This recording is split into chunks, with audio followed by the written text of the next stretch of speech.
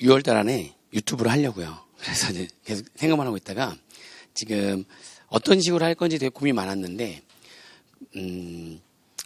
그러니까 그 편집하고 뭐하고 이렇게 그렇게까지 하면서 할 수 있는 그런 여건은 안 되고, 그게 시간이 많이 걸리니까 대신에 돈을 들이면 되더라고요. 돈을 들여가지고 전자칠판 아예 구입을 해서 이제 그걸 직접 쓰는 거죠. 여기다가 전자칠판에다 이제 간단하게 써주면서 필기하듯이, 필기보다 좀 더 간단하게 쓰면서 뭐 아무튼 여러 가지 카테고리를 해가지고 한번 해보려고 하거든요. 보니까 무슨 뭐 회계사가 뭐냐부터 해가 막 나오는데 그런 거 위주가 아니라 그냥 말 그대로 저번에 한번 얘기했잖아요. 세법 선생님. 그래가지고 세법에 대해서는 다 아주 기초 상식적인 것부터 해가지고 일반적인 국민들이 볼 수 있는 아주 상식적인 내용부터 해가지고 뭐 부동산이면 무슨 뭐 관심 있는 것들 또는 이제 회계사, 세무사, 공무원 이렇게 공부하는 사람들이 좀 필요로 하는 것들 그리고 수업 시간에 했던 에피소드들 뭐 이런 것들을 카테고리로 다 이렇게 나눠가지고 그래서 이렇게 여러 가지를 다 이렇게 쭉 아주 기초적인 것부터 아니면 지금 현직 회계사나 세무사가 볼 수 있는 내용들까지 해가지고 전문가들이 볼 수 있는 내용들까지 해서 아주 이렇게 스펙트럼 쫙 이렇게 넓혀가지고 다 이렇게 한번 다 건드려 보려고요. 다 아주 짤막하게 이렇게 다 전부 다 이렇게 해보려고 하고 있습니다. 나중에 여러분들 이번에 동차로 붙으면 좋고 동차로 안 붙었을 때는 유튜브에서 여러 가지 정보들을 좀 얻을 수 있는 상태가 될 수 있게 거기서 좀 이렇게 한번 해보고 해서 한번 해보려고요. 계속 매일 한 일주일에 한 3개, 4개씩 계속 찍어가지고 뭐 10분짜리 계속 그런 식으로 해서 찍어서 계속 올리려고요. 계속 올려놓고 해서 처음에 연습을 좀 해야 되겠죠. 아무튼 지금 다음 주쯤에 전자칠판이랑 마이크, 캠코더 뭐 이런 것들, 조명 이것들 다 뭘로 할 건지 다 지금 정해놨거든요. 선배 유튜버인 장성구 교수하고 그다음에 뭐 여러 장성구 교수가 자꾸 저한테 하라는 거예요. 다른 사람들한테는 말 안 하는데 저한테 자꾸 해라 이게 좀 해봐야 된다. 그래서 아무튼 본인이 여러 가지 시행착오 결과 본인이 전자칠판을 샀더라고요. 최근에 저 지금 사가지고 하는데 그냥 일반 처음에는 이렇게 칠판에다 하고 이렇게 했던 건데 전자칠판 사가지고 하니까 확실히 더 그게 낫다고 돈 여러 가지 들이지 말고 그냥 한 번에 그렇게 하라고. 그래서 그냥 어떤 강의 내용도 좀 들어가고 이렇게 하고 뭐 해야 되기 때문에 전자칠판이 필요한 것 같기는 해요. 그래서 한번 해보려고요. 그래서 할 거니까 나중에 꼭 구독, 좋아요 꼭 눌러주시면 좋을 것 같고요. 그렇습니다. 나중에 한번 쭉 얘기할 테니까 눌러주세요. 안 눌러주면 배신? 아무튼 뭐 그런 거예요.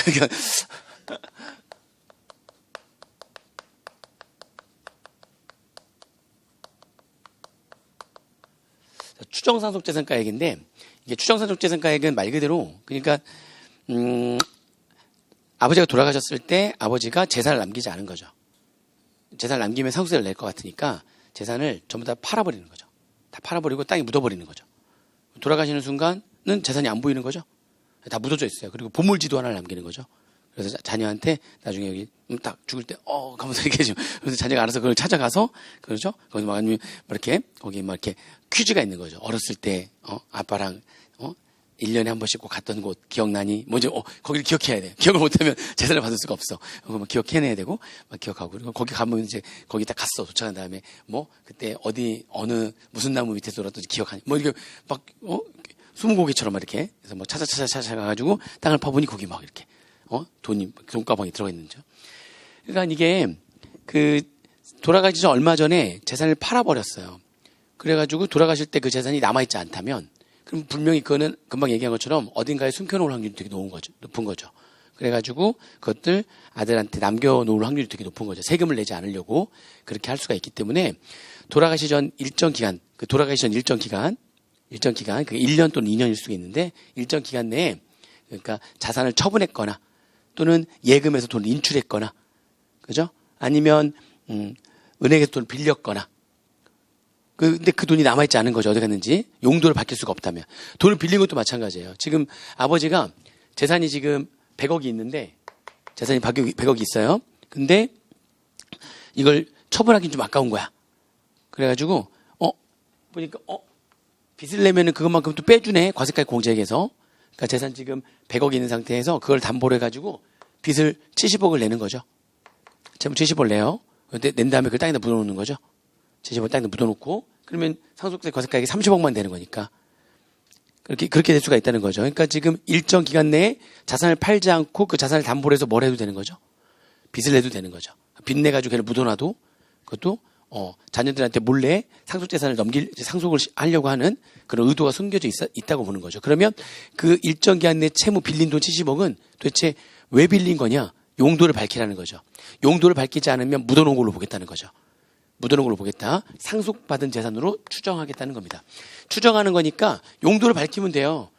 일정 기간 내에 아버지가 예금 인출한 거 어디다 썼는지, 일정 기간 내에 아버지가 자산 처분한 거 어디다 썼는지, 그죠? 일정 기간 내에 아버지가 자산은 그대로 있는데 그걸 담보로 빚낸 거 그 돈을 어디다 썼는지 그거를 입증하면 됩니다. 입증을 하면 되고요. 입증을 하지 못하면 그거를 상속받은 재산으로 추정하겠다는 거죠. 그걸 우리가 추정 상속재산 가액이라고 합니다. 추정 상속재산 가액이라고 하는 거는 그래서 그를 일정 기간 내에 돈을 인출하거나 처분하거나 돈을 빌렸거나 하는 것들을 말하는데 추정 상속재산 가액을 계산할 때는 어떻게 할 거냐? 얘를 그룹핑을 해요. 그룹을 4가지 그룹으로 나눕니다. 해가지고요. 첫 번째 그룹이 예금이나 유가증권이에요.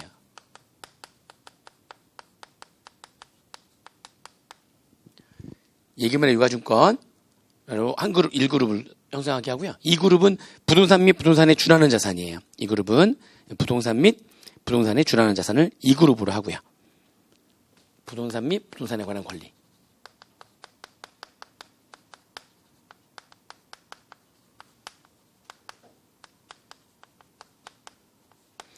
그렇죠? 3그룹은 기타 자산. 3그룹을 하고요. 4그룹이 아까 얘기했던 채무예요. 채무. 4그룹은 채무 부담액. 그래서 4그룹은 채무.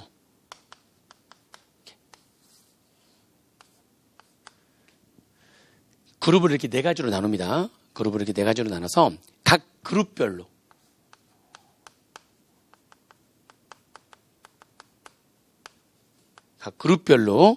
돌아가시 전 2년 내 상속 개시일 전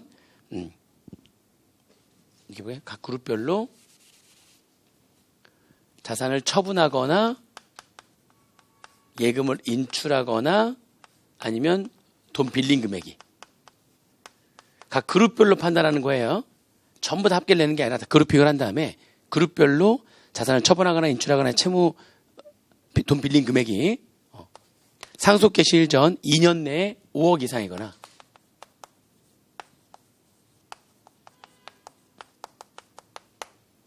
또는 2년 내 5억은 아닌데 상속 개시일 전 1년 내에 2억 원 이상이라면 그렇죠? 이렇게 됐다면 그러면 용도를 밝히래요. 용도를 밝히지 않으면 상속받은 재산을 추정하겠다는 거죠. 이 요건을 충족해야지만 지금 여기서부터 여기까지 요건을 충족을 해야지만 상속받은 재산으로 추정을 합니다. 여기서부터 여기까지 충족을 해야지만 그러면 추정 상속재산가액을 계산하는 거예요. 이 요건을 모두 충족해야지만 추정 상속재산가액을 계산합니다.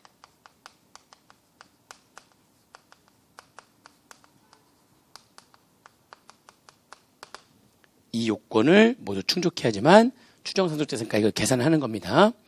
그렇죠? 그래서 어떻게 계산할 거냐? 그래서 지금 각 그룹별로 계산한 처분하거나 각 그룹별로 계산한 이거 계산 당연히 그룹별로 계산하는 거예요.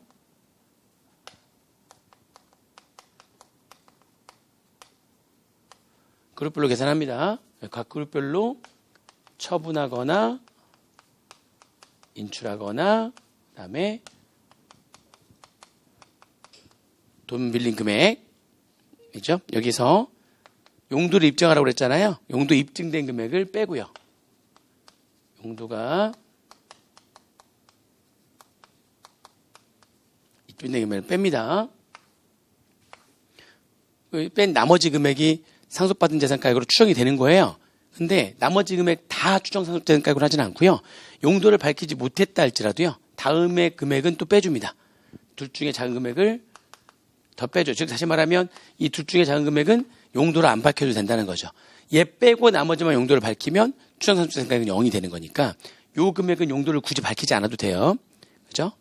얘 빼고 나머지만 용도를 밝히면 됩니다. 그러면은 요 금액은 어떻게 되냐면 처분 인출 또 돈 빌린 금액 20%의 금액과 2억 원 중 작은 금액. 그러니까 처분, 인출 또는 돈 빌린 금액의 20%는 용도를 안 밝혀도 돼요. 80%만 용도를 밝히면 돼요.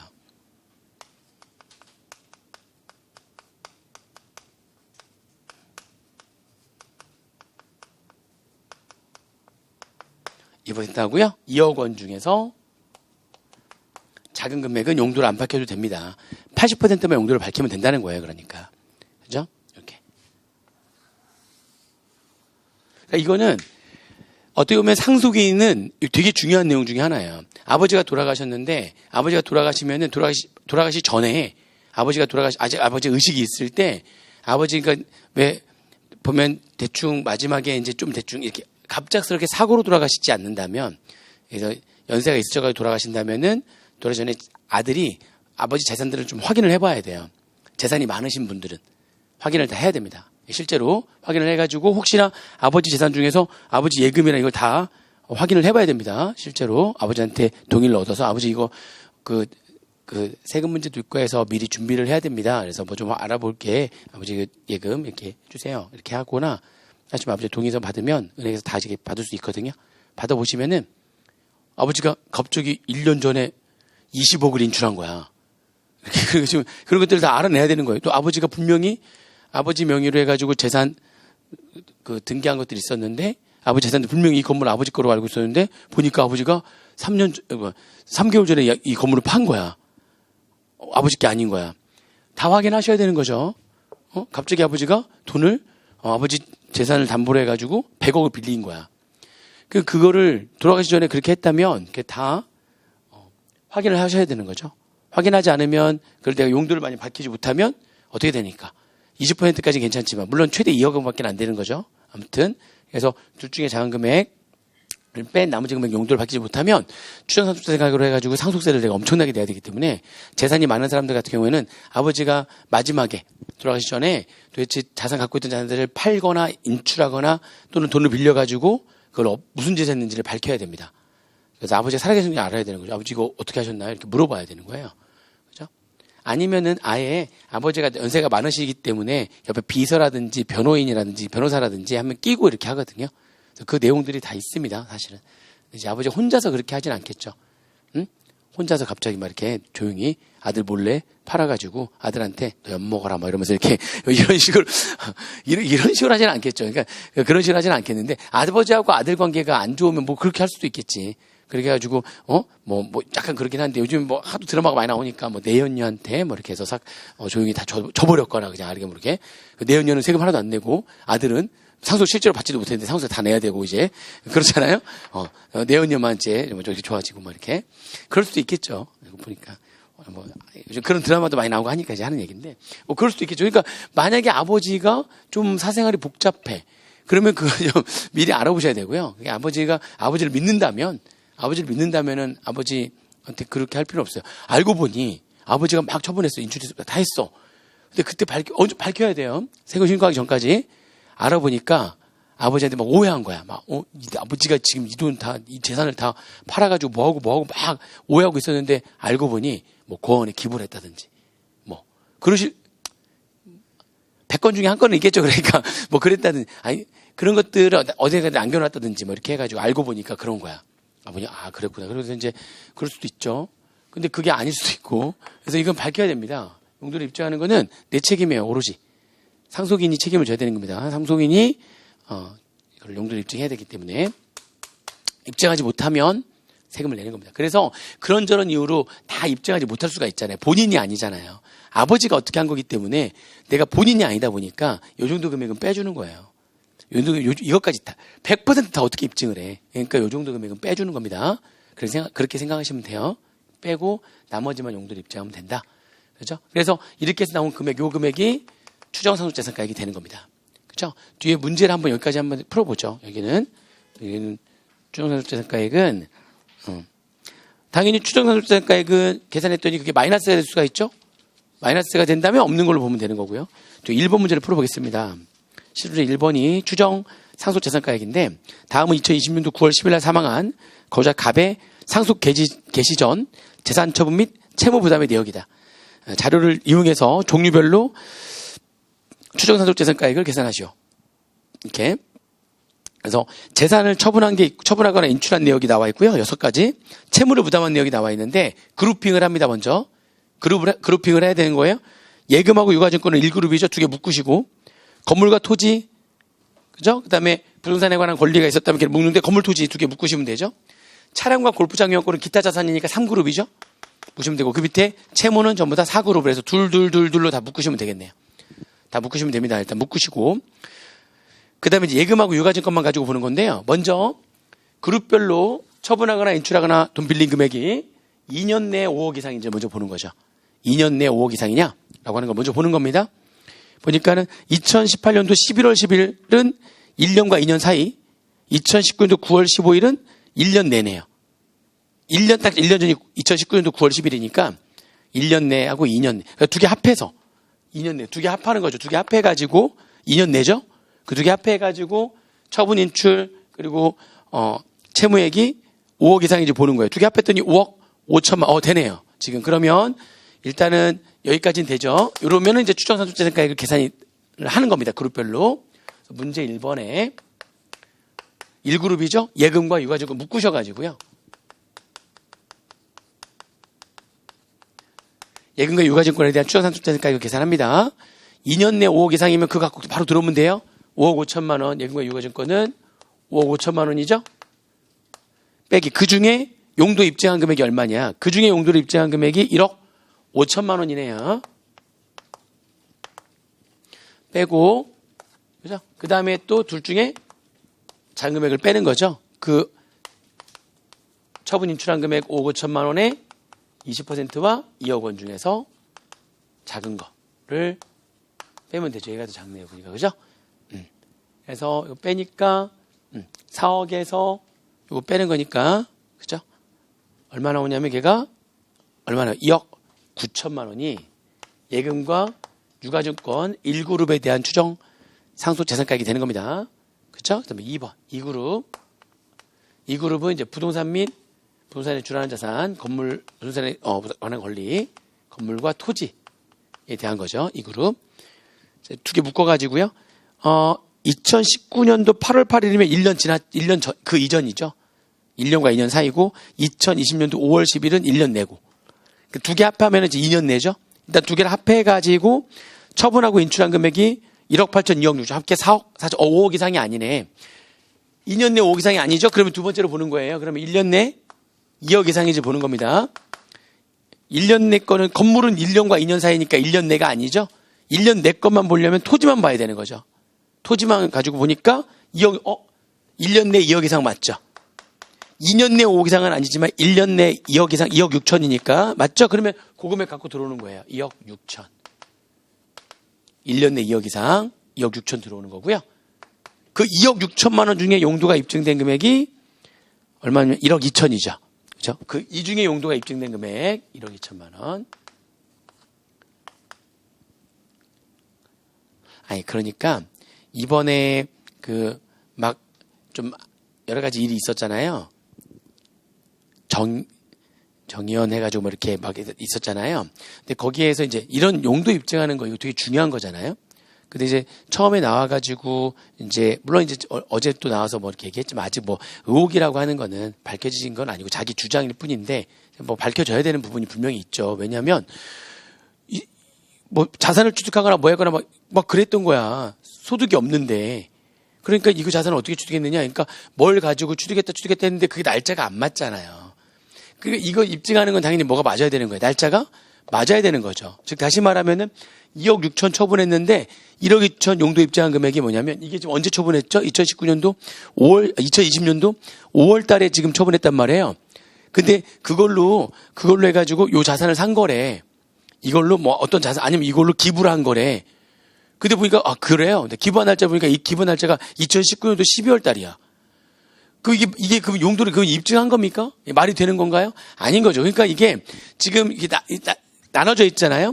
건물에 대한 용도 입증한 금액이 있고 토지에 대해서 용도 입증한 금액이 있잖아요. 다 날짜를 다 따지는 거죠, 그게. 그래서 지금 건물을 처분한 다음에 그 다음에 뭔가를 했어야지 그게 입증이 되는 거잖아요. 그러니까 그 돈으로 이걸 했다 이렇게 그죠? 또 토지도 취득한 다음에 토지를 처분한 다음에 그러면 그 돈으로 이게 아구가 맞아. 반대로 내가 건물을 취득한 거예요. 그러면 그 전에 뭔가 있었던 걸 가지고 얘를 입증해야 되는 거잖아요. 바보가 아닌 이상 내가 취득을 한 다음에 그 다음에 받은 돈 이걸로 이거 취득했는데 이게 말이 안 되는 거죠. 근데 그렇게 얘기를 한 거잖아요. 기억이 잘 안 나서 그게 기억이 잘 안 나서 그게 라디오에 나오거나 TV에 매체에 나와서 그냥 함부로 말할 수 있는 내용이 아니죠. 단돈 100만 원, 200만 원이 아니잖아요. 몇 억을 주고 뭐를 샀는데 그 몇 억을 주고 뭘 산 거를 이걸 가지고 이걸 샀다라고 얘기하는 것 자체가 뭐가 앞뒤가 안 맞는 거죠. 그러니까 이거는 기본적으로 잘못돼도 잘못된 건 맞아요. 나는 그거를 입증할 줄 알았어요. 나와가지고 사실 이제 이렇게 했다니까 딱 그건 한마디만 하던데요.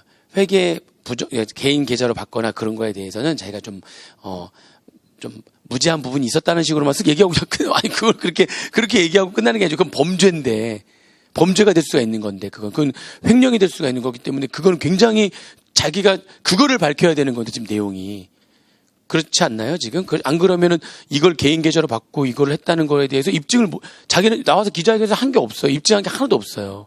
그 부분은 한 줄만 딱 얘기하고 끝나버렸으니까 그거를 얘기할 줄 알았거든요.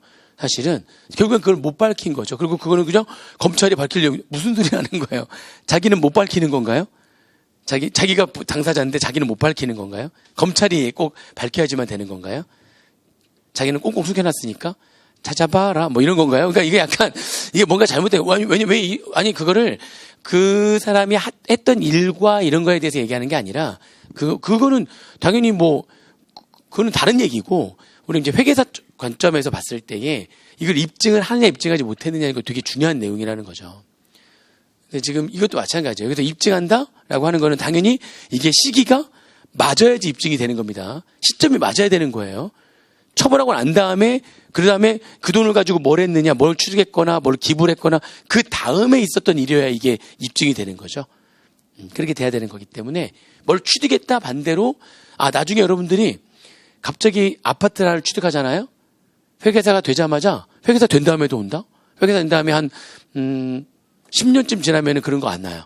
안 오는데 회계사 된 다음에 10년이 되기 전에 갑자기 아파트를 하나 취득하잖아요. 소명하세요. 이래 나와요. 아파트 뭘로 취득했나요? 소명하세요. 그러면 한 회계사 5, 6년 되면은 소명 다 돼요.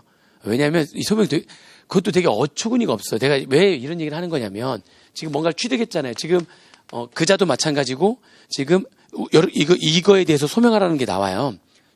이 소명이 얼마나 쉽냐면 소명할 때 예를 들면 이게 10억짜리를 취득했어. 그러니까 이것을 소명 못 한다는 거는 진짜 말도 안 되는 거예요. 그러니까 왜냐면 이걸 10억에 취득했잖아요. 일단 둘 중에 작은 금액은 빼줘. 똑같아요. 추정상속자니까 아니라 똑같아요. 둘 중에 작은 금액은 소명 안 해도 돼요. 일단 그러면 얼마 빠지죠? 2억 빠져요. 그럼 이거 하잖아요. 얼마만 소명하면 돼요? 8억만 소명하면 되는데 8억을 어떻게 소명해? 아주 쉬워요. 왜냐하면 내가 받은 연봉이 있죠? 솔직히 연봉을 받으면 남는 거는 얼마나 남겠습니까? 다 쓰잖아. 우리가 다 쓸 거 아니야. 다 쓰고 요즘 생활비도 있고 부모님 용돈도 드리고 나도 여자친구랑 같이 맛있는 것도 먹다 여행도 다녀야 되고 솔직히 다 해서 실제로는 더 쓰죠. 그래서 카드 더 돌려먹고 좀 이러고 있는데 근데 연봉 받은 금액으로 8억이 되면 돼요. 사실 남은 금액을 8억으로 해야 되잖아요. 남은 금액으로 소명해야 되는 거 아니에요? 근데 되게 쉽게 소명하면 다 인정해줘요. 그러니까 그 정도야. 소명이라는 게 어렵지가 않다고. 그래요? 사실 내가 뭘 받은 게, 아무튼 받은 게 그동안 회계법인 다니면서 받은 것들이 있어요. 뭐 있어요? 그러니까 10년차 되면은 10억짜리 사더라도 이런 거 안 나온다니까요? 10년차 되면은? 그럼 그동안 받은 연봉이 평균적으로 8,000원 되거든. 솔직히 8천만 원 받으면은 쓸 거 다 쓰고 애들 학원비 다 쓰고 사실 얼마 안 남는데 돈을 많이 벌면 많이 쓸 거 아닙니까? 여행도 다니고 해서 매년 1년에 한 번씩 해외여행 자주 다니고 다 썼어. 근데 그거 그냥 8천만 원 연봉 받은 거 그냥 해서 이렇게 받은 걸로 샀습니다. 네. 넘어가 그냥 다. 소명이 그거야. 그거 소명 되게 쉬워요. 그게 근데 그 소명마저도 못하고 있다. 그것마저도 못하는 거잖아요. 지금 이것마저도 못하고 있는 거니까 이거 말 다 한 거예요. 말 다 한 거예요. 풀떼기 뜯어먹고 사는 게 아니잖아요. 그죠? 번 돈을 다 번 돈으로 뭐 한 겁니까? 그 말이 일단 안 되는데 인정해 주거든요. 그것도 얼마 빼고요? 이게 지금 나온 김에 그래. 이거랑 똑같이 둘 중에 작은 금액을 빼고 남은 금액을 소명하면 되는 거거든요. 소명이 막 그렇게 복잡하게 들어가지 그렇습니까? 인정해 줘, 이거 다. 인정해 준다고. 사실 엄밀하게 인정해 주면 돼요, 안 돼요? 안 되지. 한 달에 얼마씩 썼습니까? 막 이거 다 따져보고. 그럼 결국에 얼마밖에 안 남는데? 근데 그 얼마밖에 안 남는 돈 가지고 이거 샀다고 이거 아버지한테 그러면 증여받은 거 있는 거 아니야? 뭐 이렇게 들어와야 되는 거죠. 그게 지금 여기 나와요. 또 나중에 뒤에 나와요.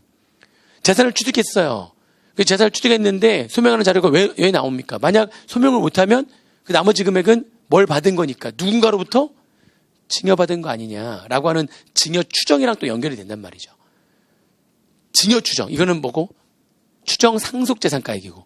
지금 제가 얘기하는 건 뭐고? 증여 추정이고. 다 추정된 상속이냐 추정된 증여냐. 그죠? 누군가로부터 네가 말을 안 했지만 누군가로부터 남은 금액 받은 거네. 근데 그 소명이라고 하는 게 이런 식으로 대충 소명하면 다 인정해 주는데 그것마저도 지금 소명을 못하고 있으면 깝깝한 거죠. 진짜 깝깝한 거예요. 최소 그것도 소명 못하면 이건 말 다 한 거란 말이에요. 근데 그것도 소명을 못한 거잖아요. 그러니까 회계사 쪽 관점에서 봤을 때는 어처구니가 없는 거예요. 그 내용 이것만 딱 놓고 보면 이걸 얘기할 줄 알았더니 이거는 검찰이 밝힐 내용이라고 자기는 약간 무지했다고 해버리고 끝내버리면 어떡해요. 깝깝합니다. 그거는 잘못된 거예요. 지금 뭔가 밝히지 못한 거죠. 그렇습니다. 자, 아무튼 이렇게 해서 빼고 나머지 금액 중에 또 얼마를 뺍니까? 둘 중에 작은 금액이니까 2억 6천만 원에 20% 한 거랑 2억 원 중에서 작은 걸 또 빼는 거죠. 이건 안 밝혀도 된다니까. 이건 여기만 그런 게 아니라 취득하는 금액 입증하는 것도 마찬가지. 왜냐하면 그렇게 해서 남은 금액을 그래도 뭐 할 거니까. 그것도 증여로 추정하는 거니까 다 같은 개념이라는 거죠. 그래도 증여로 추정하는 거기 때문에 똑같이 나중에 또 나와. 이게 똑같이 이만큼은 빼. 입증 안 해도 된다는 게 또 한 번 나온다는 거죠. 걔는 어디에서? 증여 추정에서. 이거는 추정 상속재산에서. 얼마입니까? 그러면 여기서 빼니까 1억 4천에서 둘 중에 작은 금액을 빼니까 얼마 나왔어요? 8,800만 원 나왔네. 자, 세 번째 그룹입니다.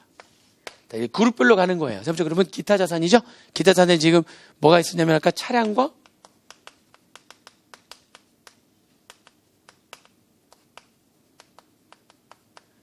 골프 회원권이 있었습니다. 그죠? 자, 두 개를 합해가지고 일단 차량은 1년과 2년 사이, 골프장 회원권은 1년 내죠. 두 개 합해가지고 2년 내 5억이 안 됐죠. 7천만 원가 1억 4천이니까. 그리고 1년 내 거는 골프 회원권만 봐야 되겠죠? 2억, 이거는 2년 내 5억 이상도 아니고 1년 내 2억 이상도 아니네요. 차량과 골프 회원권은 추정상속재산가액을 계산하지 않습니다. 그러니까 추정하지 않아요. 금액이 너무 작기 때문에 추정 안 한다니까요. 네 번째는 채무죠. 네 번째 그룹 채무. A은행하고 B은행에서 돈을 빌렸어요. A은행은 1년과 2년 사이에 빌린 거고 B은행은 1년 내에 빌린 겁니다. 자, 2년 내에 빌린 금액이 5억 이상 아니죠? 1억과 2억, 3억 5천이니까 아니죠. 그런데 1년 내에 2억 이상은 맞네요. 걔만 들어오는 거죠. 1년 내 2억 이상이니까 2억 5천만 원 들어오는 거고요. 그죠? 2억 5천만 원에서 뭐 빼는 거예요. 용도 확인된 금액, 그 중에 용도 확인된 금액인 1억 3천만 원을 빼죠.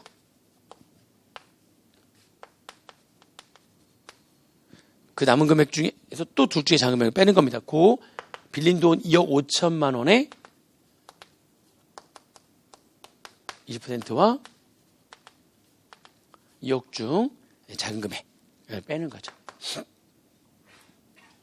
그렇죠? 그랬더니 이게 얼마 나오냐면 7천만 원 나오네요. 이렇게 해서 추정상속재산가액은 그룹별로 계산하는 겁니다. 그룹별로. 그러면 네 가지 그룹으로 해서 이렇게 예금과 유효증권, 그다음에 부동산 및 부동산에 관한 권리, 그다음에 기타 자산, 그다음에 채무 해가지고 그룹별로 계산하는데 그룹별로 처분하거나 인출하거나 돈 빌린 금액이 2년 내 5억 이상이냐? 그러면 이제 그거 갖고 바로 들어가고요. 그렇지 않으면 1년 내 2억 이상이냐면 그 금액 갖고 들어오는 거예요. 자, 어떻게 계산하는지 아시겠죠?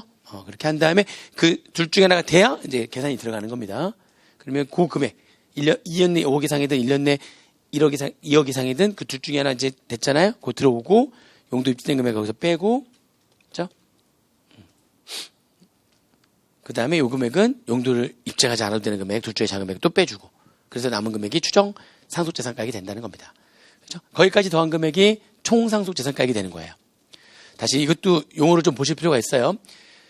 의제 상속재산까지 포함해가지고 상속재산가액이라고 하는 거고요. 의제까지만 포함해서. 그리고 추정까지 들어가면 뭐가 되는 겁니까? 총 상속재산가액이 되는 겁니다. 다시 아버지가 돌아가서 남은 재산, 상속재산에 아버지가 돌아가심으로 인해 가지고 곧 들어올 재산들이 있죠. 세 가지. 그렇게까지 의제까지 포함해 가지고 뭐라고 한다? 상속재산가액이라고 하는 거고요. 그렇죠? 거기에 추정 상속재산까지 포함하면 총 상속재산가액이 되는 겁니다. 아시겠죠? 그래서 제가 나누는 이유가 있어요. 왜냐하면 나중에 과세가액 공제액 있잖아요.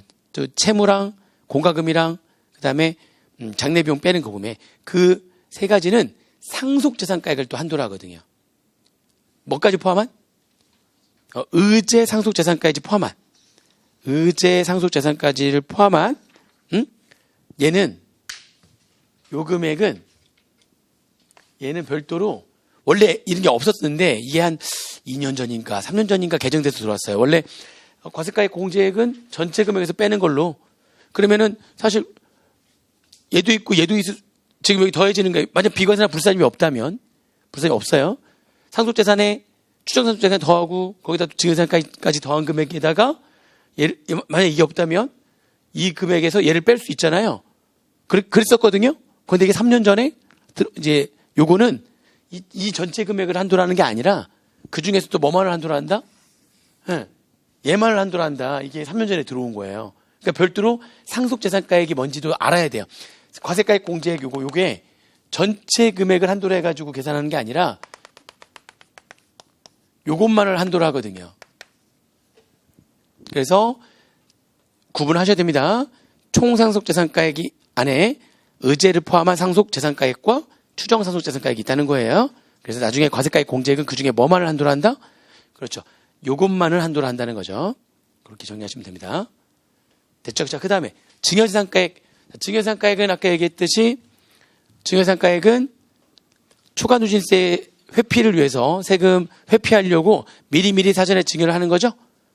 그렇죠. 그래도 돌아가시게 되면 다시 다 합산한다는 겁니다. 대신에 아주 오래전까지 합산할 수는 없고요. 상속인들한테 사전 증여한 거는 몇 년 내? 개시일 전 10년 내에 사전 증여한 거 합산하고요. 상속인이 아닌 자한테 그러니까 상속인이 아닌 자는 상속 순위를 좀 이따 상속 순위, 그러니까 민법상의 상속 순위가 있죠. 상속 순위에 따라서 지금 상속인이 그 순서에 따라 가지고 상속인이 되는 거예요. 우선순위에 있는 사람이. 근데 그 우선순위에 없어가지고 상속인이 아닌 사람이 된 거죠. 형제자매라고 해서 무조건 상속인이 되는 건 아닙니다. 형제자매지만 그 A라는 자가 사망을 했어요. B라는 자는 A라는 자의 형제인데 그 A라는 자 자녀가 있다면 자녀가 상속인이 돼버리는 거니까 형제는 상속인 이외의 자가 돼버리는 겁니다.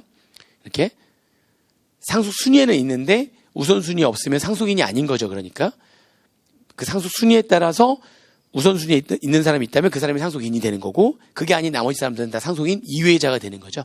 상속인 이외의 자한테 사전 증여한 거는 개시일 전 5년 내에 증여한 걸 합산합니다. 그죠? 자녀가 있어요. 자녀가 있는 상태에서 자녀한테 사전 증여한 거는 10년. 자녀가 있는 상태에서 동생한테 사전에 증여한 게 있다면 5년. 네. 사전 증여한 금액을 합산하는 겁니다. 그렇죠? 그렇게 해서 계산하시면 되고요. 그런 내용들이 있어요. 우리 보시면 됩니다.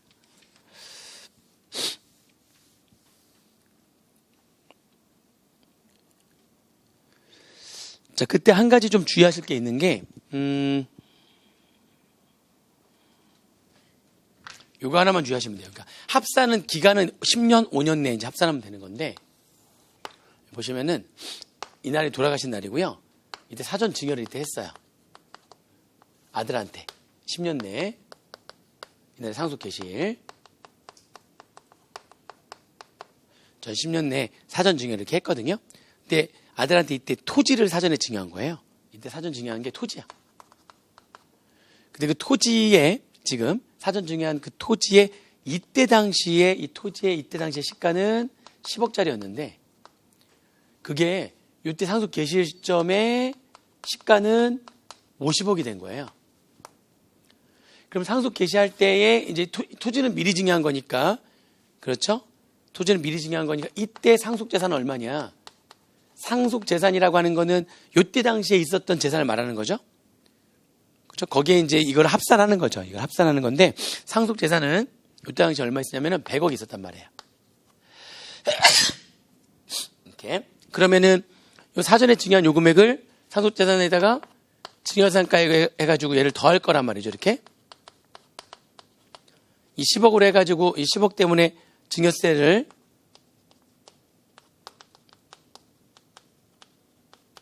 이 10억으로 인한 증여세 산출세액이 뭐 예를 들면은 얼마라고 할까요? 뭐 대충 뭐 2억 원이라고 이제 가정을 할게요. 이렇게. 근데 이제 이렇게 됐을 때 이 증여산가액은 요때 당시 시가로 합산을 해야 되는 거냐, 아니면 그 토지에 대한 상속 개시 시점의 시가로 합산해야 되는 거냐. 이게 상속 재산 가액은 시가로 평가를 해야 되거든요. 근데 그게 이 시점의 시가인 거냐, 요 시점의 시가인 거냐, 이런 얘기예요. 그렇죠? 요거는 증여 당시 현황에 따른다 이렇게 되어 있어요. 증여 당시 현황에 따른다. 그래서 이때 합산하는 금액은 10억이 되는 겁니다.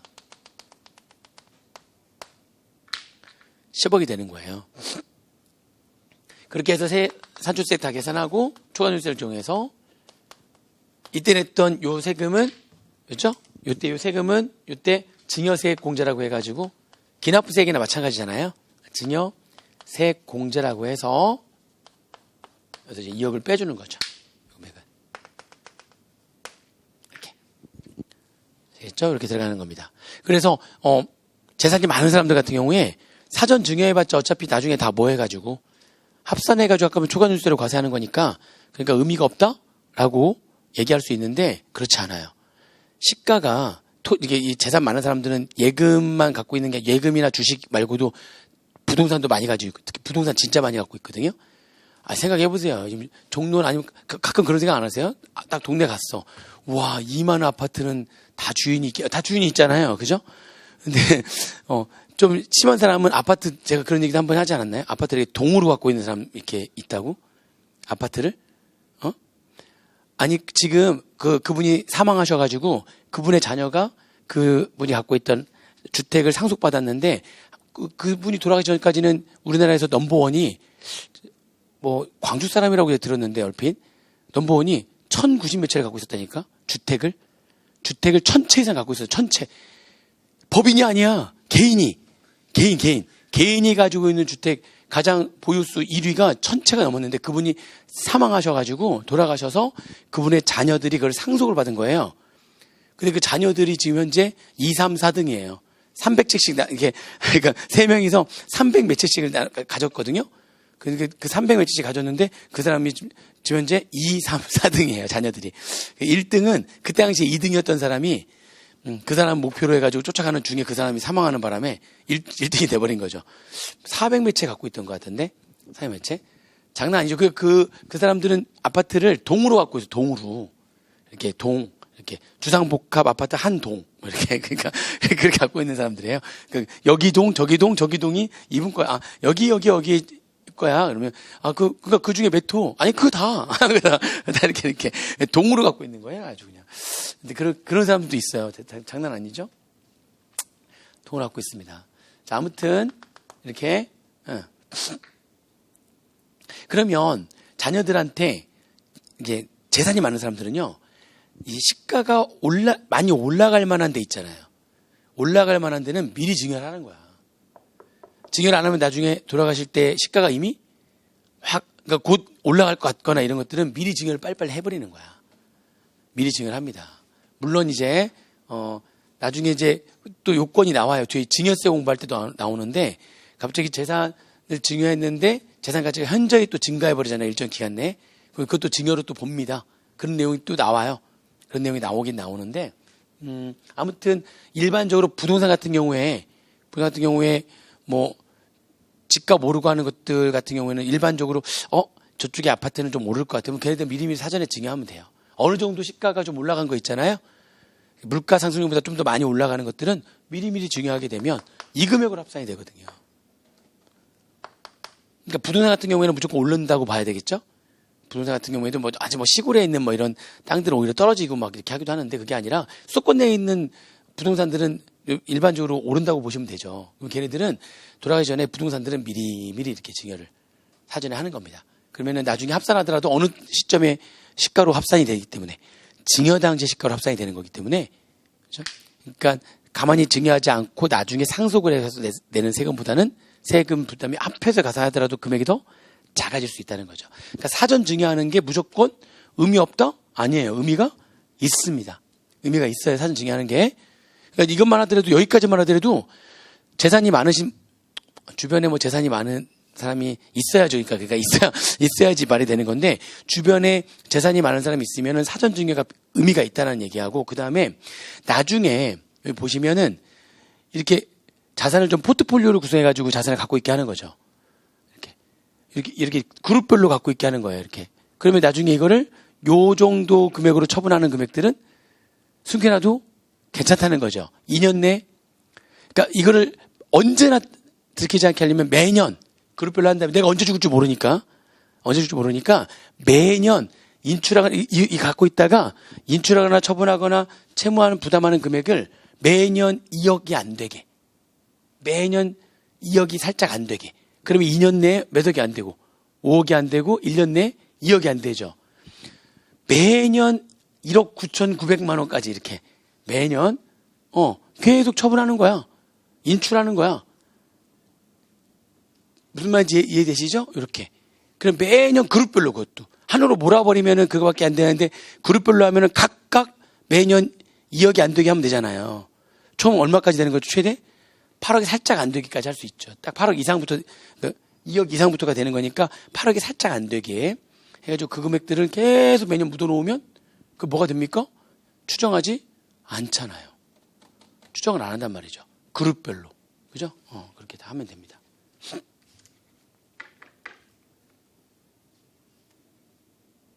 그러지 않나요? 좀 더 한번 봐볼까요? 그러면 사실은 얼마까지는 더 괜찮은데 2억이 넘어가도 되는데 매년 사실은 얼마까지 왜냐하면 2억이 돼도 얼마는 또 빼주니까 그 2억에 얼마 빼주는 거죠? 2억에 20% 하면 그렇죠. 여기까지 고려한다면은 2억이 아니라 얼마까지 괜찮은 거예요? 2억 4천까지는 괜찮은 거네. 매년. 왜냐면 이거 계산이 들어온다 할지라도 거기 또 얼마를 빼주는 거니까. 그렇죠? 이렇게 되는 거니까. 나머지 또 입증을 해야 되는구나. 안 돼요. 2억. 그래서 입증을 해야 되는 거니까. 안 돼요. 입증을 해야 되는 거니까 안 돼요. 그러니까 입증할 필요 없이 2억까지만 계속하면은 5억은 넘지 않죠? 1년에 2억이 넘지 않죠? 계속 묻어놓을 수 있죠. 그러니까 내가 나이가 좀 든 상태에서 재산을 이렇게 하고 싶다. 이거 뭐 너무 대놓고 얘기하는데 아무튼 그러면 근데 구조를 좀 안다면은 그러네. 그리고 다들 이렇게 일하는 거죠. 그러니까 재산을 포트폴리오를 구성해가지고 총 몇 억씩까지는 괜찮은 거예요. 그러니까 8억이 약간 안 되는 금액까지는 계속 쌓아둬도 되는 거예요. 계속 인출해가지고 계속 묻어놔도 된다는 거죠. 이렇게 재산이 엄청 많으신 분들 같은 경우에는 그럴 수 있다는 거죠. 사전에 준비하면 이것만 딱 알더라도 사전에 어느 정도 준비만 하면 상속이나 증여세 합법적으로 안 낼 수가 있다는 거죠. 불법이 아니니까 괜찮다며 여기까지 인정하겠다며 여기까지 인정하겠다는데 뭐 그렇죠. 그래서 사전증여 의미가 있고요.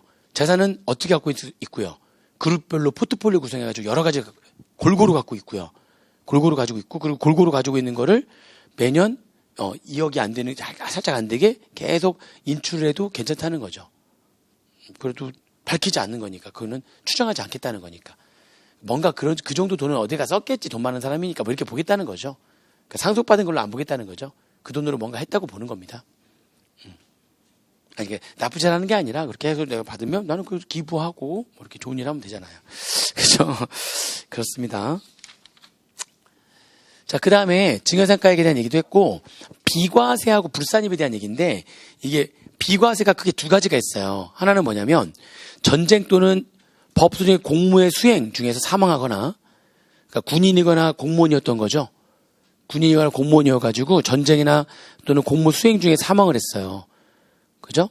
또는, 전쟁이나 공무 수행 중에 무슨 부상이나 질병으로 인해가지고 나중에 사망한 거예요. 바로 사망할 수도 있고 그때 뭔가 부상이나 질병을 얻어서 나중에 사망의 원인이 그것 때문이다. 이렇게 될 수가 있는 거죠. 그러니까 그래가지고 상속이 개시되는 경우에는 아예 상속세를 부과하지 않습니다. 재산이 얼마든지 간에 상속세를 부과하지 않습니다. 실제로 이제 그런 경우 있죠. 무슨 뭐 고엽제 막 예전에 베트남 이쪽에 갔다 오신 그쪽 분들 같은 경우에는 고엽제인가 뭔가 해가지고 그것 때문에 살아 계시더라도 지금 계속 상태가 안 좋거든요. 힘들고. 근데 결국에 나중에 돌아가신 게 그 고엽제로 인한 후유증으로 돌아가셨는데, 그러니까 뭘로 돌아가신 게 굉장히 또 중요한 거야, 이게. 뭘로 돌아가셨느냐 해서 그때 입은 부상이나 질병으로 인해가지고 사망을 했다면 모든 상속세가 과세가 안 되는 겁니다. 그렇게 돼 있어요, 현재 구조가. 그러니까 뭘로 사망했는지가 또 되게 중요한 거예요. 실제로 그런 경우 되게 많은데 그게 보험도 마찬가지다. 보험도요 어떤 걸로 사망을 했냐에 따라서 보험금이 엄청 나올 때가 있고 보험금이 하나도 안 나올 때가 있고 막 그래요. 보험 자체가 사고로 인해 가지고 사망했을 때 보험금이 나오는 게 있는 거예요. 사고사가 있고 질병 때문에 돌아가셨을 때 그게 있고 그래가지고 그걸 따지려고 돌아가셨는데 부검하고 하는 경우도 막 있어요. 뭐 때문에 돌아가셨는지를 따지는 거죠. 뭐 그런 경우가 있습니다. 아무튼 그렇게 이것도 마찬가지라고 보시면 되고요. 비과세가 되는, 이거는 이제 그 전사자 등에 대한 상속세에 대한 비과세는 그 전사자 등에 대한 모든 상속세는 다 비과세가 되는 거고, 이제 비과세가 되는 상속재산은 그 재산에 대해, 여기 열거해 놓은 이 재산에 대해서만 비과세가 되는 것들이 또 있다는 거죠. 그죠? 그래서 국가나 지방자치단체 또는 공공단체에 유증한 거. 그죠? 국가나 지방자치단체나 공공단체에 유증한 거, 사인증여를 포함해가지고요. 유증을 하게 되면, 유언을 남기게 되면 걔네들은 다 비과세. 그죠? 그 다음에 국가지정 문화재 및 시도지정 문화재와 해당 문화재가 속해 있는 보유구역 안의 토지, 문화재들도 과세가 안 됩니다. 문화재도 과세가 안 되고요.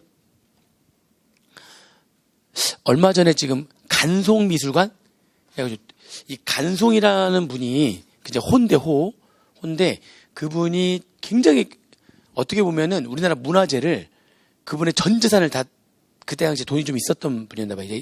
그때 그래서 그 자기 전 재산을 다 털어가지고 문화재가 막 일본이랑 막 중국이랑 이렇게 막 갈 때 그걸 가가지고 다시 다 사온 거야. 다시 자기 돈으로 개인적으로 다 사와가지고 문화재 유출을 막으려고. 대단하신 분이죠. 그러니까 어떻게 보면 우리나라 문화재는 지켜야 된다. 그래서 자기 전 재산을 다 털어가지고 그걸 다 모아가지고 간송미술관이라는 걸 만든 거예요. 그래서 이 간송미술관이라는 데에 진짜 거기에 훈민저금 해례본이 두 군데 있는데요. 그 중에 딱 두 개가 있어요. 지금 원본이.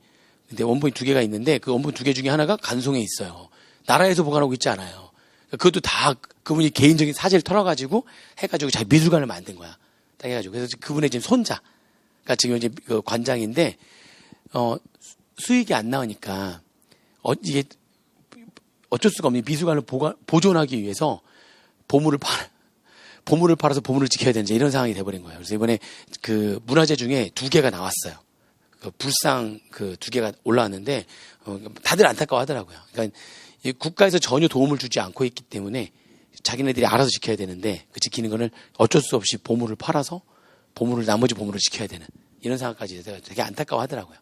그러니까 수익 사업을 하지 않고 있기 때문에 그렇게 해서 그러니까 그분이 여긴 좋았는데 자녀들한테 이걸 지켜라. 그리고 유언만 남기면 어떻게 이 자산이 있으니 이 재산으로 애를 지켜라. 이렇게 해서 좀 재산을 좀 나눠놨어야지. 뭔가 있어야 이걸로 뭘 지키죠.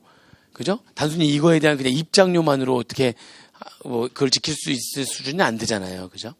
뭔가를 했었어야 되는데 그게 안 돼가지고 그래 막 안타깝더라고요. 나한테 보물이 두 개 나왔어.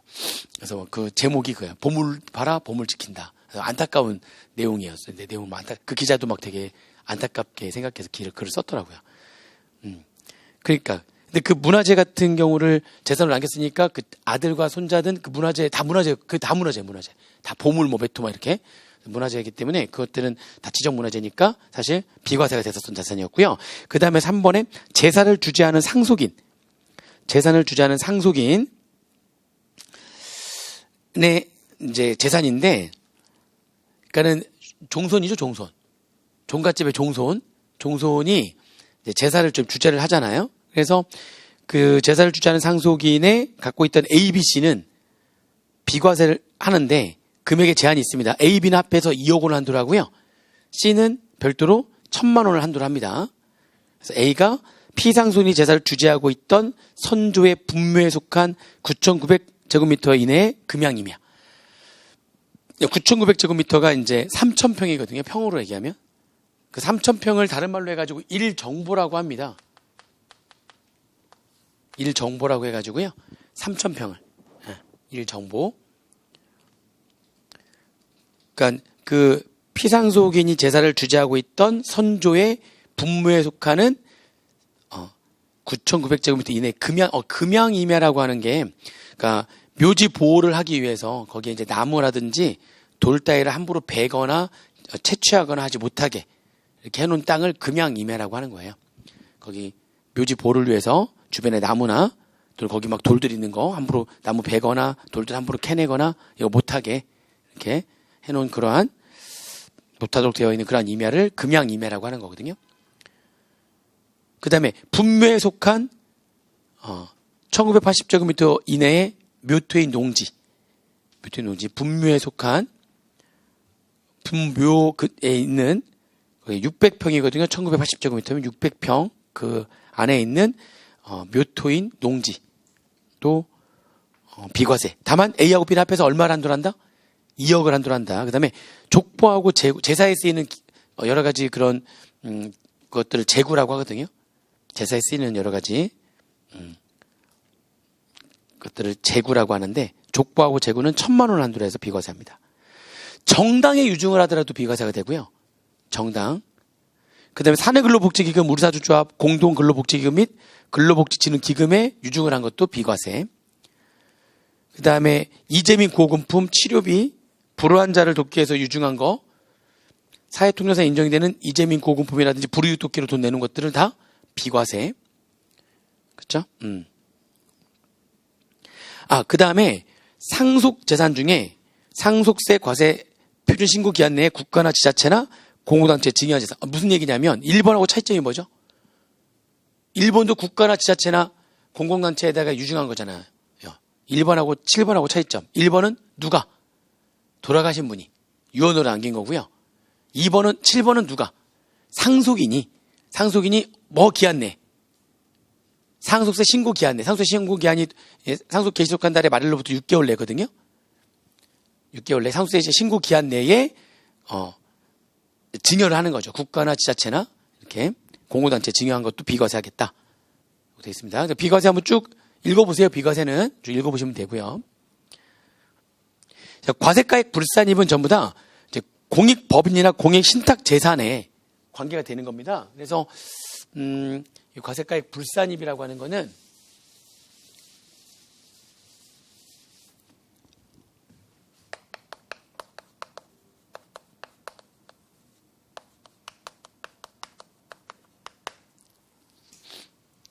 비과세나 같은 개념이라고 좀 생각하시면 될 것 같은데, 비과세나 같은 거라고 좀 생각하시면 될 것 같은데, 이게 차이가 좀 비과세랑 과세가액 불산입이랑 차이가 좀 뭐냐라고 지금 하는 거죠. 이게 차이가 있는 게 뭐냐면은, 이게 이 과세가액 비과세는 1부터 7번까지의 거기에다 재산을 줘버린 거예요.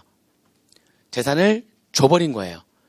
예, 그렇게 보시면 돼요. 그 제사하는 거 빼고는, 그 3번 빼고는 나머지는 다 그냥 줘버린 거예요. 줘버린 거. 그러니까 그게 비과세고요. 요거는 불산임은 뭐냐면, 엄밀히면 준 건 아니야. 준 건 아닌데, 이게 첫 번째가, 이 상속인 또는 피상속인, 돌아가신 분이 하든 아니면 그 돌아가신 분의 아들이 하든, 피상속인이든 상속인이든 둘 중에 누군가가 상속 재산을 가지고 공익법인에 출연한 거예요. 그러니까 공익법인 하나 만들어가지고 상속재산을 여기에 뭐 했냐면 출연을 한 거죠. 그러면 출연을 했다는 얘기는 뭐를 갖고 있는 거죠? 이 공익단체에 대한 지분을 갖고 있는, 그렇죠. 그러니까 피상속인이나 상속인이 여기에 출연을 한 거예요. 그럼 이 공익법인은 아무튼 좋은 일을 하잖아요. 좋은 일들을 막 할 거 아니에요, 얘네들이. 그죠? 뭐 자선이라든지 뭐 복지라든지 학술이라든지 또는 뭐 종교단체도 될 수가 있고요. 등등등의 어차피 좋은 일을 할 거란 말이죠. 근데 좋은 일을 하기 위한 법인을 만든 거예요, 출연해서. 그 대신에 출연했기 때문에 뭐를 갖는 거죠? 네, 지분을 갖는 겁니다. 그러니까 완전히 자기네들이 다 줘버린 게 아닌 거야. 출연을 해가지고 좋은 일 하게 하고 자기는 뭐를 갖고 있는 거예요, 계속. 지분을 갖고 있는 거죠. 그러니까 이게 조금 애매해요. 그러니까 아예 공익단체에 얘가 유증을 해버렸잖아요. 그러면 그건 비과세. 그게 아니라 여기 아예 유증해버리면 그냥 줘버리고 끝낸 거니까. 근데 그게 아니라 출연을 해가지고 만들고 지분을 갖고 있는 거죠. 그죠? 그러면 이거는 비과세는 아니지만 이것도 과세는 하지 않겠다 해서 약간 비과세하고 차이가 좀 있는 거예요. 무슨 말인지 되시죠? 좋은 일 하는 거. 두 번째는 법인까지는 아닌데 공익 신탁을 만들어가지고요. 아시죠? 공익 신탁? 여기서 발생되는 수익들은 다 어디에 쓰이는 거예요? 공익을 목적으로만 쓰이는 거죠. 여기서 이제 수익이 창출되면 창출된 수익이 공익을 목적으로만 쓰인단 말이에요. 이렇게. 근데 여기에 얘가 피상속이나 상속인이 둘 중에 누가 됐든지 간에 공익신탁 재산에다가 자산을 신탁을 한 거죠. 완전히 어떤 단체에다 재산을 준 게 아니라 신탁을 했으니까 법적으로 실질적으로는 여전히 누구 겁니까? 이 재산 자체는? 재산 자체는 누구 겁니까? 얘 겁니까? 얘 겁니까? 얘 거죠, 얘 거. 얘는 수탁자일 뿐이잖아요. 그 재산을 얘가 대신 굴려주는 사람일 뿐이잖아요. 얘는 수탁자일 뿐, 대리인이야, 대리인. 대리인이고 얘 거죠, 그 재산 자체. 얘 건데 맡겨가지고 이 대리인들이 거기서 수익 창출을 해서 공익 목적으로 돈을 쓰는 거죠. 그때 이렇게 신탁하는 재산도 비과세는 완전 줘버린 건 아니니까 비과세는 아닌데 이것도 좋은 일을 하는 거니까 결국 그 재산으로 발생된 수익이 좋은 일을 하는 거니까 과세는 하지 않겠다. 그래서 약간 과세가액 불산입은요 줘버린 게 아닌 거야. 비과세는 느낌이 그러니까 둘 다 과세는 안 하긴 안 해야 되는데 비과세는 어떤 단체에 줘버린 거고요. 국가나 지자체나 공공단체에 줘버린 거고 얘네들은 좋은 일을 하도록 법인을 만들거나 좋은 일을 하도록 신탁재산에다 돈을 맡긴 거죠. 그죠? 이것도 과세하지는 않겠다는 거죠. 그때 그 출연한 금액이거나 그 맡긴 신탁재산은 과세하지 않겠다. 이거죠. 과세가 불산입이 되는 겁니다. 그러니까 약간 좀 느낌이 좀 달라요. 아예 기부를 해버렸거나 비과세 자기네들이 그걸 가지고 뭔가 단체를 만들었거나 그러면 약간 애매해요. 약간 애매합니다. 이거는 엄밀히 얘기하면. 왜냐하면 그거를 계속 이제 자녀가 대대손손 자녀들이 그거를 가지고 뭔가 나중에 언젠가는 뭐 권리를 주장할 수도 있는 것이고 그죠? 그런 거죠. 약간 애매한 거죠. 그래도 좋은 일을 하는 건 맞죠. 그 재산으로. 그러니까 저도 사실은 요 생각은 있다니까요. 저는 이제 그러니까 이게 되려면 지속적으로 좋은 일을 하는데 지속적으로 돈이 필요하잖아요. 그래서 재단 같은 거 하나 이렇게 만들어 가지고 하고 싶어요. 돈을 그러니까 와이프가 이제 건물 하나 짓고 얘기하라고 이렇게 얘기하는데 아무튼 해가지고 뭐 나중에 재산이 좀 생겨서 건물 하나 짓는다면 진짜 한 층에서 발생되는 모든 수익은 그냥 아예 재단 하나 만들어 가지고 거기에서 그걸 운영할 수 있게 하겠다는 거죠. 뭐 이런 형태로 할 수도 있고 이런 형태로 할 수도 있겠죠. 여러 가지 형태로 할 수가 있는데 아무튼 이건 다 뭐가 된다고요? 이거는 과세가 안 되는 겁니다. 이거는 증여도 마찬가지고 상속도 마찬가지고 과세가액 불산입이 되는 거고요. 되셨죠? 자, 그 다음에 이제 과세가액 공제액. 과세가액 공제액 세 가지. 채무랑 공과금이랑 장례비용 빼는 거죠.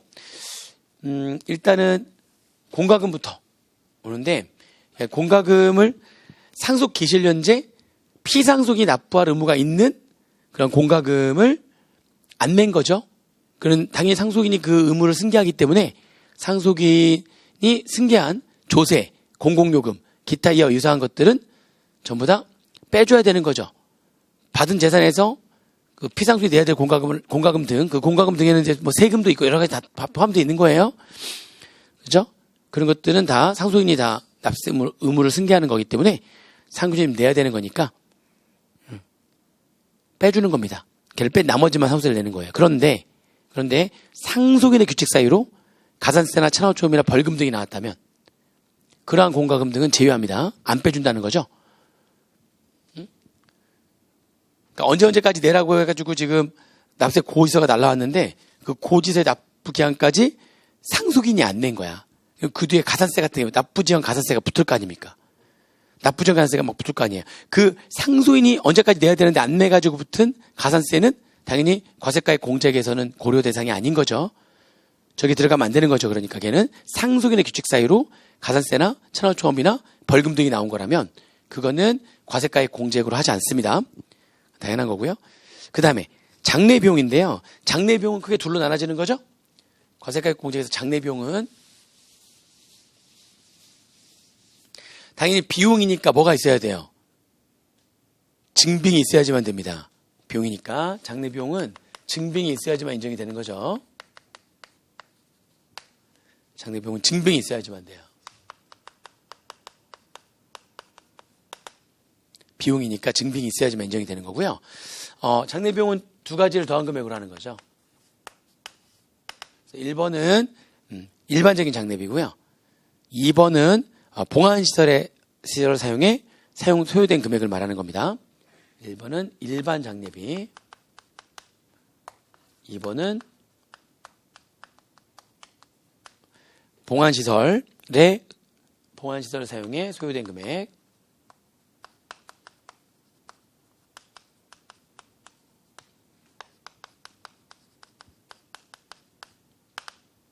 이렇게 둘로 나눠져 가지고요. 일반 장례비는 증빙에 의해서 확인되는 금액이 아무리 적더라도 최하 500만 원 인정해줘요.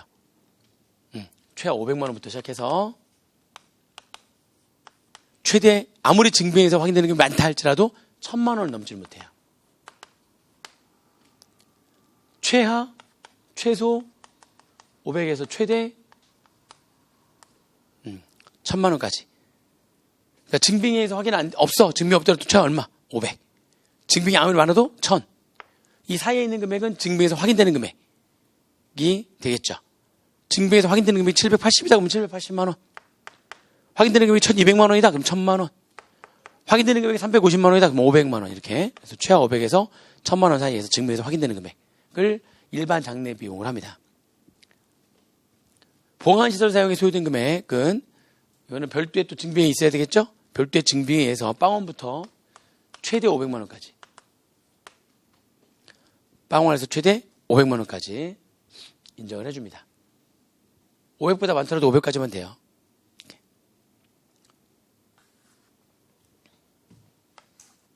저도 이게 사실 작년에 그러니까 아버지가 이제 어머니랑 아버지 연세가 좀 되시니까 그 주변에 제 친구들 보니까 아버님이 이제 돌아가시고 이렇게 했을 때 또 몇 년 전에 장모님이 돌아가셨었는데 그 장모님이 돌아가시고 난 다음에 좀 정신이 하나도 없었던 게 그러니까 준비를 미리 안 한 거야. 준비를 또 미리 안 해놓으면 이게 그렇더라고요. 준비를 안 해놓으니까 이 준비를 안 해놓으면은 갑자기 어디로 가셔야 되는데 막 그 기간 동안에 3일 동안 그 상중에 그때 상중에 막 아무튼 형제 중에 한 명은 정신없이 돌아다녀야 돼요. 막 알아봐야 돼요. 정신없이 알아봐가지고 그래서 준비가 안 돼 있으면 쉽지 않더라고요. 그래가지고 주변에 보니까 우리 장모님도 그랬고 막 그랬는데 아무도 정신이 하나도 없어가지고 미리 준비를 좀 해야 되겠다. 그래서 참 이걸 아버님 어머니한테 말씀드리기가 참 애매한 거야. 그런데 고민하고 있었어요. 미리 준비를 좀 해야 되는데 어떻게 할까 했는데 이제 어머님이 갑자기 이제 작년에 보고 오신 거야, 아들을. 그러니까 어머님도 알고 계신 거지. 그게 준비가 미리 좀 돼야 되는 거고 어머님은 어떤 생각이냐면 갑자기 준비가 안 돼 있는데 갑자기 어딘가 내가 원하지도 않은 장소에 묻히긴 싫다 뭐 이런 거죠. 어머님도. 그래가지고 미리 알아보고 오셔가지고 한번 어떠냐고 거꾸로 물어보시더라고요. 그래서 어떻게 생각하냐, 미리 준비를 좀 해야 되지 않냐, 이렇게 말씀을 못 드리고 있었는데 말씀을 딱 하시니까 그럼 엄마, 그러면 한번 알아보자. 그래서 이제, 그래서 이제 갔더니 마음에 안 들어. 마음에 안 들어서, 여긴 좀 아닌 것 같다. 그러니까 어머니도 그 얘기만 듣고 갔는데, 여긴 아니다. 그러니까 예를 들면 주차장, 너무 그러니까 이게, 그냥 산이야, 산. 그래서 산 하나 타야 돼. 산 하나 타야 되고, 그러니까 무슨 추모공원이라고 해서 갔더니, 이미 앞에는 다 찼고요. 없어요. 자리가 없고요. 저기 산 뒤에다가 또 땅을 사가지고 또 만들어 놓은 거야. 근데 거기는 차가 못 들어가요. 그러니까 차를 내도 되고 산 하나를 넘어서 넘어가야 있는 거야. 가서 아닌 것 같다고. 그래가지고 알아보고 해가지고 결국은 작년에 어디 가서 계약을 해놨죠. 했어요. 해가지고 그 용인에다가 해놨죠. 그러니까 어머니 아버지가 너무 멀리 있어도 그렇고, 그죠? 막 이렇게 어디 근처에 좀 있어가지고 자주 왔으면 좋겠는데 막 이래가지고. 그래서 해놨죠. 그랬더니 좀 약간 저는 그랬는데 오히려 반대로 어머니 아버지가 좋아하시더라고. 미리 해놓으니까. 좋아하시고, 한 달에 한 번씩 어머니 아버지 둘이서만 거기 갔다 와, 자꾸. 갔다 와서. 미리 해놨는데 갔다 와. 진짜 그런다니까요. 거기 갔다 와서 우리 이렇게 보고 오고 온 다음에, 비 오는 날도 가보고, 눈 오는 날도 가보고, 날씨 좋은 날도 가보고 막 가는 거야. 날씨 좋은 날에는 햇빛 잘 들어와서 좋다고 그러고, 비 오는 날에도, 끄떡없다고 좋아하시고, 그러니까 다 갔다 오시더라고. 몇 번을 갔다 왔어요. 저만 그때 계약한다고 할 때 한 번만 갔고, 나중에 한번 갈 때 같이 한번 또, 한번 가보고 싶은데, 저 봉안시설을 했어요, 봉안시설. 해가지고 이제, 요즘에는 이렇게 그 매장을 잘 안 하잖아요. 다 화장한 다음에 가족묘로 해가지고 만들어 놨어요. 다 이렇게 해가지고 갔는데 좋더라고요. 먼저 말씀을 드리기 좀 약간 한데, 어머니가 연세가 되시니까 거꾸로 나는 생각만 갖고 있었는데 얘기를 하시더라고요.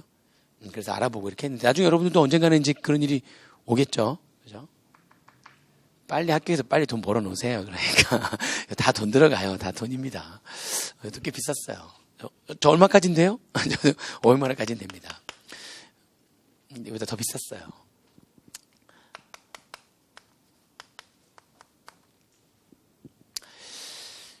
자, 이제 또 채무에 대한 얘기인데, 당연히, 재산을 상속받았을 때 빚도 상속받기 때문에 빼줘야죠. 그게 권리만 승계되는 게 아니잖아요. 의무도 승계가 되는 거기 때문에, 아버지가 남긴 재산이 100억인데 아버지가 남긴 부채가 80억이라면 그러면은 뺀 20억에 대해서만 세금을 내야 되겠죠. 그건 당연한 거죠. 그래서 채무를 뺍니다. 다만 여기서 주의할 거는 뭐냐면은, 여기서 말하는 채무는요, 모든 채무를 다 말하는 거거든요. 그게 보증채무, 연대채무, 증여채무를 다 포함해가지고, 여기서 말하는 채무는 모든 채무를 다 말하는 겁니다. 그러니까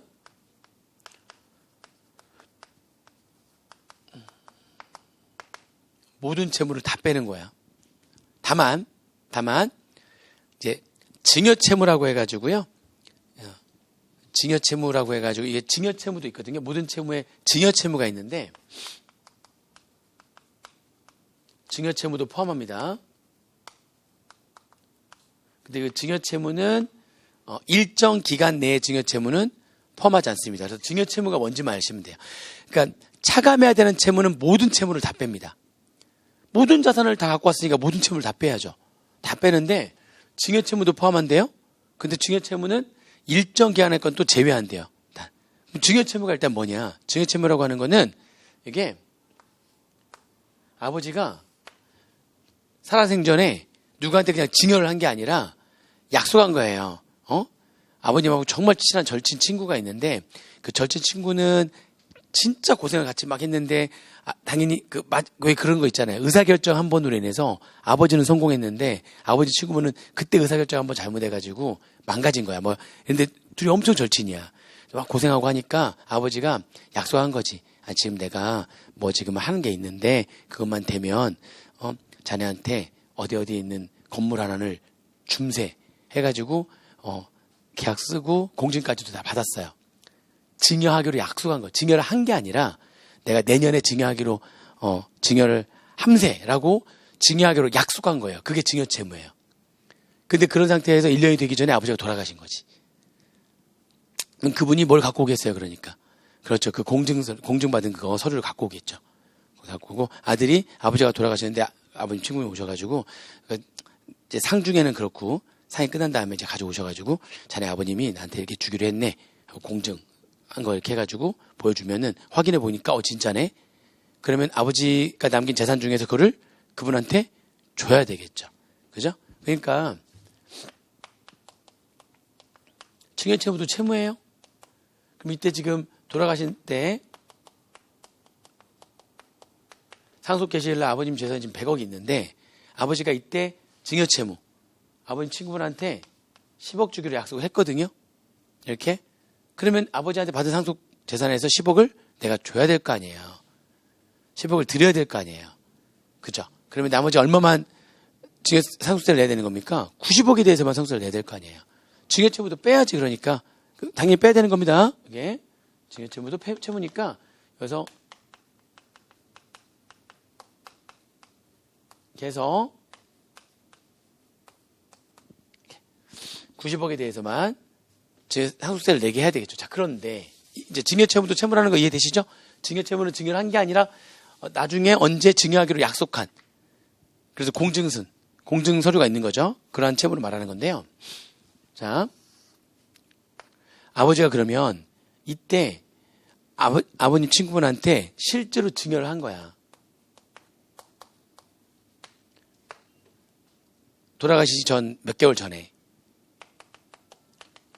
그럼 상속 개시일 날 남아있는 재산은 90억이겠죠.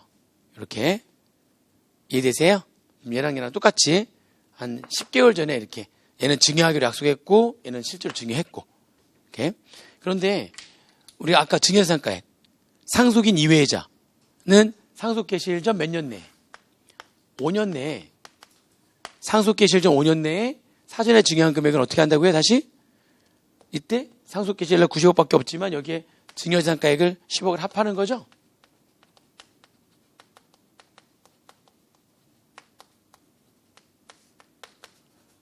그러니까 100억이 돼서 과세가 되는 거죠. 그런데 10개월 전에 아버지가 실제로 증여한 거랑 10개월 전에 증여하기로 약속한 거랑 결국 줘야 되는 거니까 똑같은 거 아니에요, 실질은? 10억을 준 거랑 10억을 주기로 해가지고 결국에는 돌아가실 때 주는 거랑 결국에는 10억만큼 주는 거 아닙니까?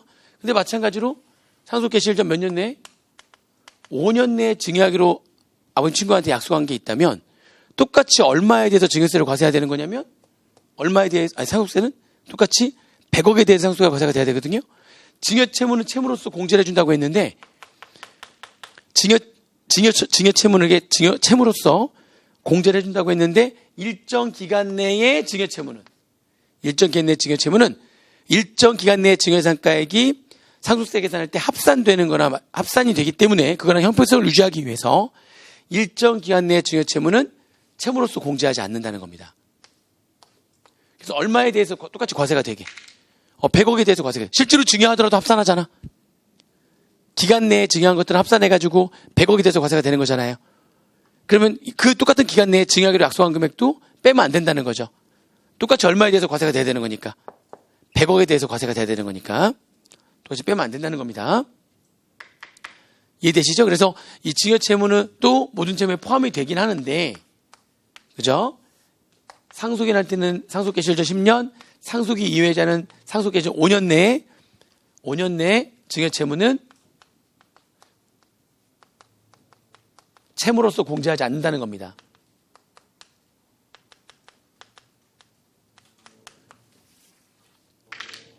그렇죠? 일정 기간 내에 증여상가액 합산하는 것과 형평성을 유지하기 위해서 똑같은 기간 내에 증여채무였던 것들은 채무로서 공제하지 않는다.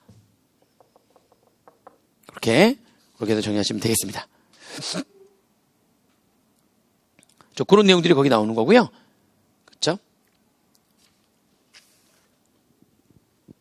자, 두 가지 더 주의할 게 있는데 하나는 이미 얘기했어요. 지금 얘기한 채무, 공과금, 장례비용 이 세 가지는 과세가액 공제액이라고 하는데 이 과세가액 공제액은 뭐를 한도로 한다고요? 상속재산, 의제 상속재산을 포함한 상속재산가액을 한도로 합니다. 알아주면 되겠고 두 번째 피상속인이 비거주자인 경우에도 국내에 소지하고 있는 상속재산에 대해서는 국내에서 상속세 납세 의무가 있잖아요. 그래서 이게 피상속인이 비거주자였을 때에도 우리나라에서 상속세를 계산해야 되는데 그때 과세가액 공제액 빼야 될 거 아닙니까? 피상속인이 비거주자였을 때 상속 계산할 때는요, 우리나라에서 장례를 치르지 않을 거 아니에요. 그래서 거기 그런 말이 나오는데요. 거기 내용 보시면 장례 비용에 꽃표시해가지고 뭐라고 나옵니까? 비거주자 사망으로 인해서 상속이 기재되는 경우에는 뭐를 차감하지 않는다? 장례 비용을 차감하지 않는다. 피상속인이 비거주자일 때는 장례는 어디서 치를 거니까 그 나라에서 치를 거 아니에요. 그러니까 우리나라에서 장례 비용이 발생하지 않을 거기 때문에 장례 비용을 차감하지 않습니다. 장례 비용을 과세가에 공제를 하지 않는다는 거죠. 그 말이 밑에 이제 참고해가지고 나온 그 1, 2, 3번 있잖아요. 그 얘기를 읽어보시면 결국에는 공과금과 채무만 빼게 돼 있고요. 장례 비용은 과세가에 공제로서 빼지 않는다는 걸 알 수가 있는 겁니다. 자, 거기까지 해가지고 지금 상속세, 과세 가액까지 얘기한 겁니다. 또 잠깐 쉬었다가 여기 나머지 상속공제 얘기들 또 들어가도록 할게요. 예. 여긴 계속 이쪽은 지우지 마세요. 이쪽은. 네. 좀 해주시고 잠시 쉬었다가 상속공제랑 수수료공제 내용 들어가도록 하겠습니다.